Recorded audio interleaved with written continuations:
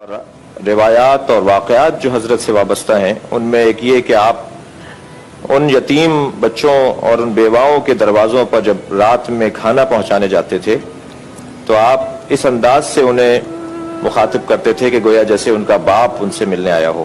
سبحان اللہ. حتیٰ جب مولا کی شہادت ہوئی تو کوفے کے یتیم بچوں نے یہ بات کہی کہ اب ہمیں محسوس ہو رہا ہے کہ ہمارا باپ مر گیا. اللہ. جب طبیب نے مولا کا معائنہ کیا، جب زخم لگا آپ کو، تو طبیب نے کہا کہ علی کو اگر دودھ پلایا جائے تو زہر کا اثر کچھ کم ہو سکتا ہے. تو ابھی یہ خبر کوفے میں پھیلی نہیں تھی کہ حضرت علی کے دروازے پر دستک ہوئی اور دیکھا تو کوفے کے یتیم بچے ہاتھوں میں کوزے لیے کھڑے تھے اور اپنے حصے کا دودھ لے کر آئے تھے. اللہ. علی اور یتیم ایک بہت بڑا ربط ہے.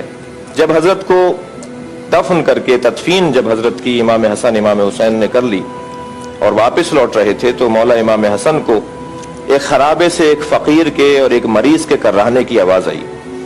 یہ ممکن نہیں تھا کہ علی کا بیٹا کسی کو تڑپتا ہوا اور کرراہتا ہوا سن لے اور اس کی مدد نہ کرے. لہٰذا آپ اس خرابے میں گئے تو آپ نے دیکھا ایک نابینا فقیر ہے جو تڑپ رہا ہے. حضرت نے اس سے کہا تجھے کسی چیز کی ضرورت ہے؟ کہنے لگا کہ میں فقیر ہوں اور مریض بھی ہوں، مجھے دوا کی بھی ضرورت ہے اور دعا کی بھی ضرورت ہے اور غذا کی بھی ضرورت ہے، مگر مجھے اس وقت دوا اور غذا نہیں چاہیے. میرا ایک مونس تھا جو 3 دن سے مجھ سے ملنے نہیں آیا، کسی طرح اسے ڈھونڈ کر لے آؤ. اس لیے کہ جب وہ میرے پاس آ کر بیٹھتا تھا تو وہ مجھ سے اس انداز سے بات کرتا تھا کہ گویا میرے سارے درد دور ہو جاتے تھے. امام حسن نے فرمایا اس کا نام بتا تاکہ میں ڈھونڈ کر لاؤں اسے. کہنے لگا میں نے جب بھی اس کا نام پوچھا تو اس نے کہا فقیر جالس فقیرہ، میرا تو نام فقیر ہے، میں ایک فقیر ہوں اور ایک فقیر کے ساتھ بیٹھا ہوں. میں نے جب بھی اس کے خاندان کا پتہ پوچھا تو اس نے کہا مسکین جالس مسکینہ، ایک مسکین ہے جو مسکین کے ساتھ بیٹھا ہے. میں تو نابینا تھا، میں تو اسے دیکھ بھی نہیں سکتا تھا. اس نے نہ کبھی آج تک مجھے نام بتایا نہ اس نے اپنے خاندان کا بتایا، لیکن کہنے لگا تیرا لہجہ اس سے ملتا ہے، جیسے تو بول رہا ہے ایسے ہی کچھ بولتا تھا.